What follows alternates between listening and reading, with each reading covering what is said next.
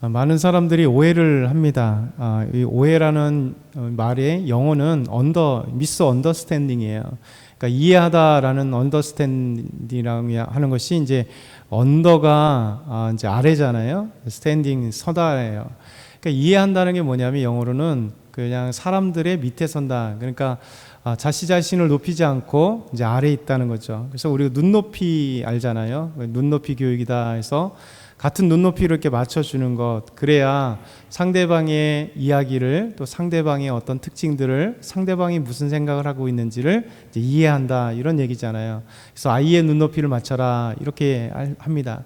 그래서 아이의 눈높이를 자신이 내려와서 어른의 입장이 아니라 아이의 입장에서 이제 생각해 보는 거. 이게 이해하다는 게 언더스탠딩이 그런 의미입니다. 그런데 이제 오해라고 하는 건 그 미스가 앞에 붙죠. 그래서 미스 언더스탠딩해서 잘못 이해한다는 거죠. 우리 오해라는 사전적인 의미도 마찬가지예요. 그릇되게 해석하거나 뜻을 잘못 또는 그런 해석이나 이해. 그러니까 이런 내용을 얘기했는데 그 내용을 잘못 받아들이거나 아니면 내가 해석을 하는데 잘못 해석하는 게 오해잖아요. 그래서 이 오해라고 하는 것이 일상생활에서 참 힘들게 만들어요.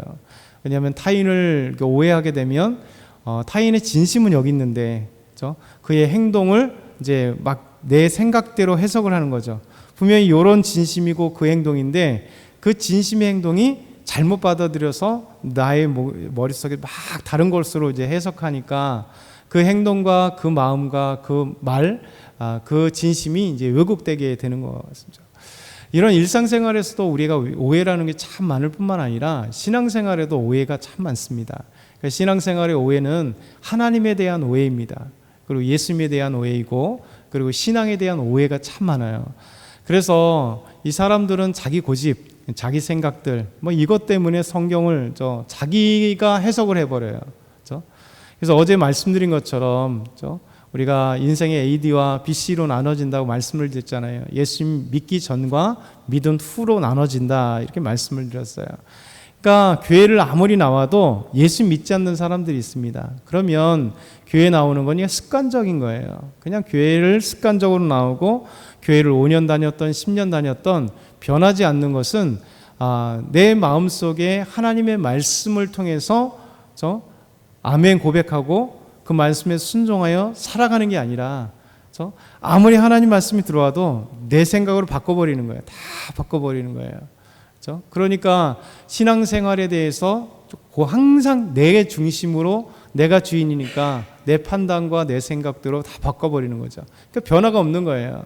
그래서 우리 삶에 있어서 이 오해라는 것이 얼마나 신앙을 갖다가 왜곡하고 또 독소로 만든지 모르겠습니다. 오늘 보면 이제 신앙이 왜곡된 자들이 있었습니다. 그래서 하나님의 말씀을 잘못 알았던 사람들, 그 사람들은 바로 사두개인이라는 사람들입니다. 이 사두개파가 따로 있거든요. 당시 예수님 당시에는 바리새인파가 또 있었고 사두개파가 있었어요. 그러니까 바리새인파는 구별된 사람이라 자기 스스로 생각하고 모세오경, 곧 구약 성경의 말씀을 철저히 믿고 따르는 사람들. 그런데도 예수님께 욕먹었다는 것은 그런 것은 좋으나 왜곡된 삶을 살아간 거죠. 그러다 보니까 어느 순간에 어깨에 힘이 들어가는, 우리는 하나님의 말씀대로 따라가, 너희들과 달라 하는 구별된 마음이 죄와 구별되어야 되는데 사람과 구별되어서 항상 높은 자리에 앉기를 원하고, 그리고 의식되기를 원하고, 자신들은 일반 이 사람들과 다르다라고 하는 이 특권의식에 사로잡힌 사람들이 이제 바리새인으로 변경된 거죠. 이 사두개인이라는 사람들은 뭐냐면 동시에 하나님 말씀을 듣는데, 이 사두개인 특징은 가장 간단한 게 성경에 표현되는 게 뭐냐면 이들은 부활을 믿지 않는 자들이에요. 그렇죠? 부활을 믿지 않는, 내세를 믿지 않는 사람들입니다. 그러니까 분명히 유대인이긴 한데 성경도 믿어요.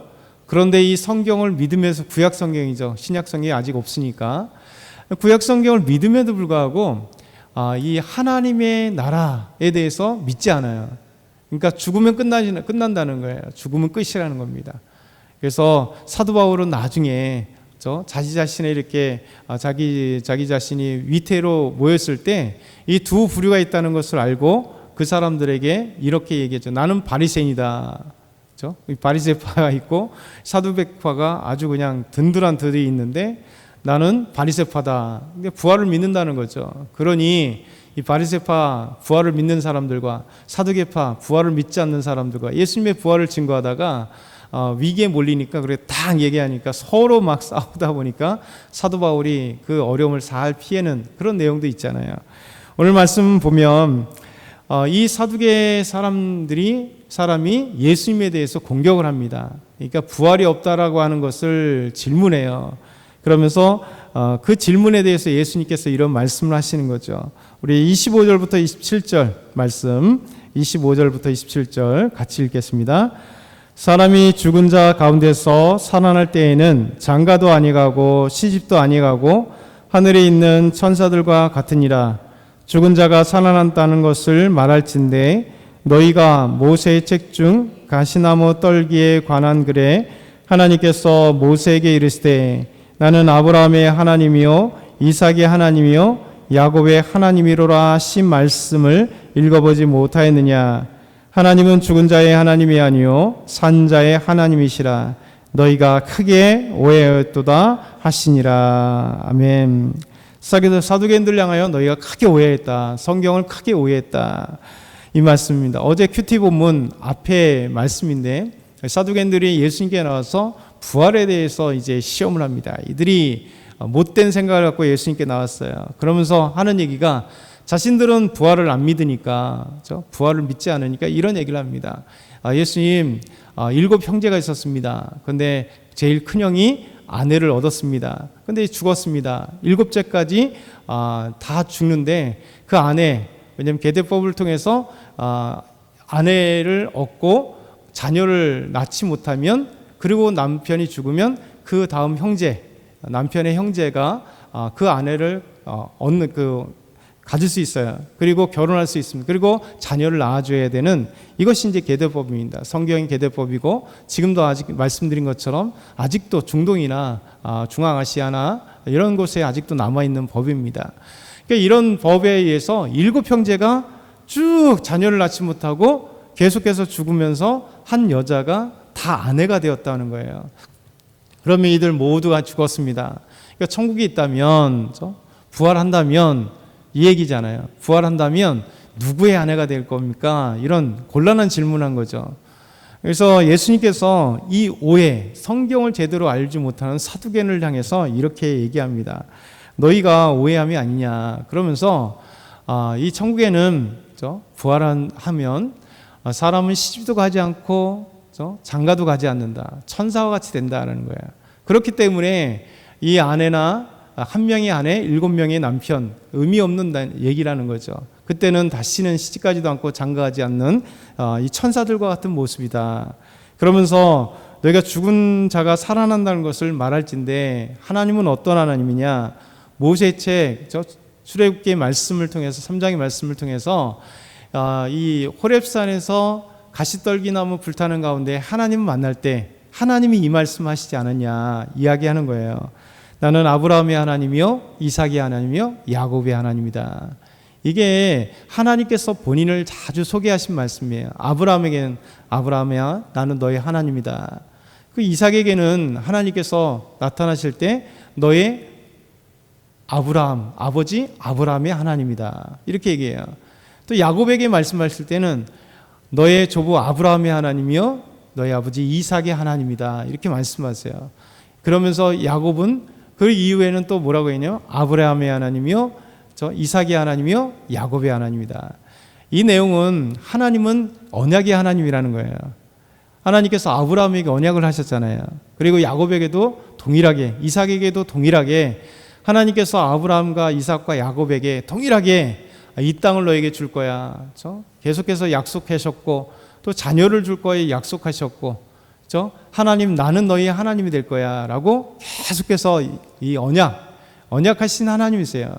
그렇기 때문에 이 말씀은 언약의 하나님은 동시에 이 언약의 하나님이 아브라함 때도 계시고 이삭 때도 계시고 야곱 때도 계시고 그리고 나중에 430년 후에 모세와 이스라엘 백성들을 애굽에서 이집트에서 끌어내실 때도 동일하게 말씀하시기는 나는 아브라함의 하나님이요, 이삭의 하나님이요, 야곱의 하나님이야. 언약의 하나님이야. 그리고 지금도 살아계시는 하나님이야. 이 얘기예요. 그러니까 영원토록 하나님이야. 살아계시는 하나님이야. 이 얘기를 이미 출애굽할 때도 말씀하셨고, 그리고 아브라함 때도, 이삭 때도, 야곱 때도 말씀하신 하나님. 그래서 예수님께서 이 사두개인들에게 이 부활, 죽으면 끝난다고 생각했던, 부활을 믿지 않는 사두개인을 향하여 그 의심스러운 시험에 예수님을 시험하기 위해서 물었던 이 질문에 대해서 예수님은 딱 한마디로 말씀하신 거예요. 하나님은 죽은 자의 하나님이 아니라 산 자의 하나님이다. 그렇죠? 지금도 우리 하나님은 아브라함의 하나님이요, 이삭의 하나님이요, 야곱의 하나님. 이게 하나님이 우리에게 소개해 준 한 문장으로서 언약의 하나님이고, 그리고 살아계신 하나님이라는 사실을 우리에게 보여주시는 아름다운 자신의 소개예요. 그래서 우리 하나님께서 우리에게 이 말씀을 하시는 거죠. 영원토록 하나님 살아계시기 때문에 오늘도 저와 여러분에게 8월에 이제 중순 됐잖아요. 벌써 10일이나 됐습니다. 그리고 월요일입니다. 또 이 한 주 우리가 시작할 때 하나님이 살아계셔서 항상 우리와 함께 하신다. 그렇죠? 우리 구약의 언약의 하나님께서 우리에게도 동일하게 언약하시는, 항상 약속하시고 인도하시는 그 하나님이시다는 사실을 우리가 기억했으면 좋겠어요. 두 번째, 한 서기관이 와서 예수님께 이런 질문합니다. 계명 중에 무엇이 가장 큽니까? 라고 얘기할 때 예수님께서 아름답게 딱 한마디로 대답하시면서 이 한 서기관을 칭찬하세요. 그것이 28절에 32절 말씀입니다. 한 서기관이 와서 예수님께 계명 중에 무엇이 큰 계명입니까? 그 첫째 계명이 무엇입니까? 이렇게 물어봐요. 그때 예수님께서 말씀하십니다. 첫째는 이것이니 이스라엘에 들어라. 주 곧 우리의 하나님은 유일하신 주시라. 내 마음을 다하고 목숨을 다하고 뜻을 다하고 힘을 다하여 주 너의 하나님을 사랑하신 것이요. 둘째는 이것이니 내 이웃을 내 자신과 같이 사랑하라 하신 것이라. 이보다 더 큰 계명이 없느니라. 그렇죠? 간단하게 하나님을 사랑하고 이웃을 사랑하고, 이게 간단한 얘기잖아요. 이게 사실 구약 성경을 쫙 찢으면 하나님이 우리를 향한 놀라운 사랑, 그리고 그 사랑을 받은 우리가 이웃에 대한, 곧 사람과 사람에 대한 아름다운 사랑을 말씀하시는 거죠. 그래서 예수님께서 간단하게 구약의 말씀을 이렇게 얘기하시는 거예요. 그랬더니 이 서기관이 놀라죠. 참 옳습니다. 하나님 한 분밖에 없습니다. 그때 예수님께서 이 서기관을 향해서는, 바로 앞에 사두개인들을 향해서는 오해했던 그들을 책망하신 거죠. 근데 이제 서기관은 정말 얼마나 선한 마음이에요. 예수님이 대답 잘하시는 걸 보고 나서, 그러면 예수님, 어떤 계명이 첫째 개념입니까? 이렇게 물어본 거예요. 이게 공격의 메시지가 아니에요. 그렇다면, 공격의 메시지였다면 예수님이 이 말씀하시면 다른 얘기를 하겠죠.